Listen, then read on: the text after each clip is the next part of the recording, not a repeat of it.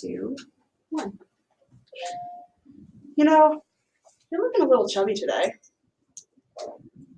And you know what? You try losing a little weight. Guess what? You would look so pretty if you just lost a few pounds. And every guy needs a six-pack. Every girl needs to get rid of that gross cellulite on their legs. Honestly, I wish I was as skinny as you guys. Why are you overeating? Why are you not eating? What happened to you? This is one of the problems that teens and adults and children in our society face. A lot of us will develop or know someone who will develop an eating disorder. Now, just to give you some general statistics, at least 30 million people of all ages, of all genders, will have or will know someone who has developed an eating disorder. These are huge amounts this is a huge amount of people that could possibly be hurt from this. Besides, how many health classes have you taken where the teacher has talked about what bulimia is, what anorexia is, what binge eating is? How many of you have heard any of that? Well, it's not just affecting girls. Although girls are one of the more affected, it doesn't exclude the boys at all. Boys have just as much trouble and are often misdiagnosed about it. You know, it's just nothing for them. But eating disorders are not taught in health schools. It's not taught. But honestly, it should be. We should be learning about these, learning how to prevent them. I don't know any teachers that have talked to me about what I need to know to keep my body healthy, to keep everyone else around me healthy as well. Now, do you want some reasons why these should be taught? Well, look at them. Many of these disorders you probably haven't even heard of. And guess what? The large statistics of people that actually have an eating disorder, or at least will develop them, will even surprise you. And sadly, social networks can contribute to how you look at your own body. Well, let's start off with, the ones you haven't probably heard of. Eating disorders come in 3 categories. All of them are well known. That might be what some of you are saying. And yes, they are. They are anorexia nervosa, lack of eating, or, depriving yourself of nutrients and food. Bulimia nervosa, the act of binging and purging, having to shove your fingers down your throat in order to just gorge up everything you've just eaten so you don't get any of the nutrients. And lastly, binge eating disorder. Sadly, I will reveal to you something. I do have a binge eating disorder. I cannot control myself around food, which is why my belly looks the way it does, where I gain my weight. It is not a fun time for me, and I don't like dealing with it. But I had also at one point developed bulimia nervosa. Although that point of my life is over now, it was not fun. You can see why these are such a big topic for me. Now, have you heard of any of these? Pica. Raise your hand if you've heard of it. Nobody? Well, how about offset? Any sort of acronym you can realize? No? How about ARFID? Nothing? Well, I'm not surprised. These aren't really talked about. They are a bit of a lower scale sort of eating disorder, but all of them are eating disorders in the same. Let's start off with pica. Well, pica has to be over a course of at least 1 month. And guess what you're eating? Things that have no nutritional value, like, dirt, soap, maybe a brick or two. Not really that fun, but it has to be something that gives you no nutritional value and will hurt your stomach.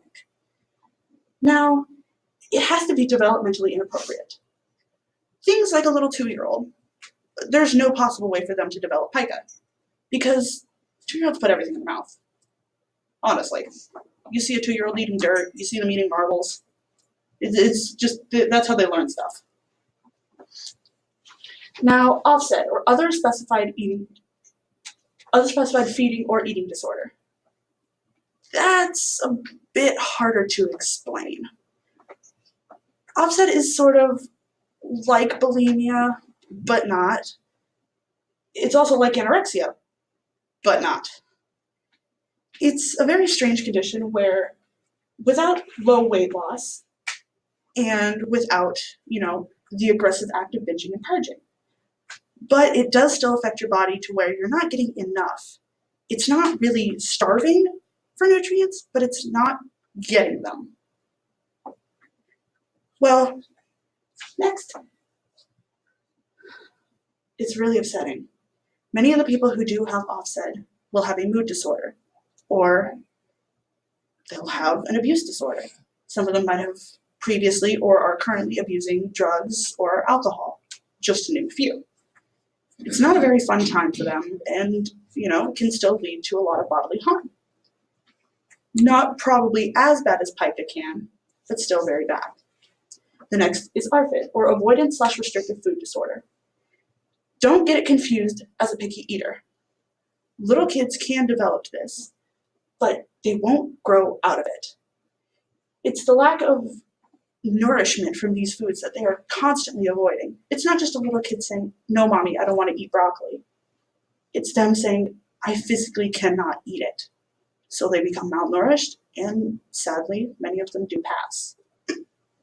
It's more likely, though, that one of the guys in here will have it than any of the girls, which, of course, for an eating disorder is very strange. Now, some will say eating disorders are just a fad. Teens will just get over it. It's just them not wanting to eat. Well, looking at statistics for just college students for right now, 3.5 of minority women, not counting general statistics, will develop an eating disorder. 2.1% of men, minorities, will develop an eating disorder. And 16% of transgendered students in colleges will develop an eating disorder or have one. For these students, it of course is very inhibiting. The brain, while it's thinking about an eating disorder, while you have one, is disruptive. It's like to having depression. Your brain chemistry does not function as one does.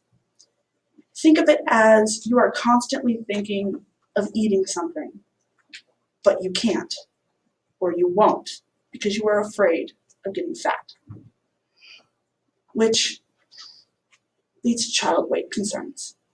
I say I have concerns in quotations because it's very, very depressing. 40 to 60% of girls aged 6 through 12 are concerned about their weight. I will admit, I am and was one of them. 81% of 10-year-olds are afraid of being fat. They're afraid of gaining weight when they shouldn't even be worrying about that. And between 2.5% and 4% of teens either have bulimia or anorexia. And kids are just afraid of their weight. These little babies are nervous about how they look. Looking in the mirror and wanting to just cut off all the extra baby fat you have to admit that is so very depressing. Well, teens might just be image obsessed. All that social media and whatever. While this is kind of true, it's about more than just, image on the internet. Eating disorders are a mental disorder. Like I said, it's the same as depression. It corrupts how your brain functions to where with an eating disorder, you are thinking about how many calories you've taken in, how much you need to vomit right now, how much you just want food. Well, it can lead to physical harm as well, of course, being over or underweight, like me or someone who has anorexia. That being over or underweight is usually a sign of it being too late for a person. It's not over, but the condition has done what it's done, and there's very little to return from that, especially when the mind is that corrupted. Now, can social media be a pure cause of an eating disorder? Kinda, but not too much, at least not in too many recent years. However, in 2012, a large portion of hospital admissions were from an eating disorder of some sort, whether it be the ones I have listed or something I haven't found yet. And a lot of them, 1 in 10 girls were around 15 when they were administered to a hospital. 7 were for little kids. The ones that shouldn't be thinking about this, the ones that shouldn't worry about their bodies yet, or at all. They were little. Finspiration was a major pro-anorexia movement that had caused a lot of girls and even a lot of boys to think, if I starve myself, I'll be pretty or I'll be handsome. I will look good. This was not the case, and it did actually lead to a lot of passings. And it did lead to a lot of rehabilitation. Now, there are some things to remember. If you feel the need to comment on someone's weight, do not do it in public. If you do it in public, you're just outing them and embarrassing them. Pull them aside. Talk to them about it. Be serious and try to just learn about what they are going through. It might just be stress. Now, it is not mandatory in schools for us to learn about these, which, learning about them today, how many of you actually knew all of these things? I imagine not many of you. Now, you can learn warning signs so very easily. Just a simple Google search will show you so many things you can do to help someone. And there's even a hotline for you to call right here. If you believe someone you know, or if you yourself believe you have an eating disorder, tell them. Call them. Just be safe. Don't do what I have done. Do not let it fester. Thank you.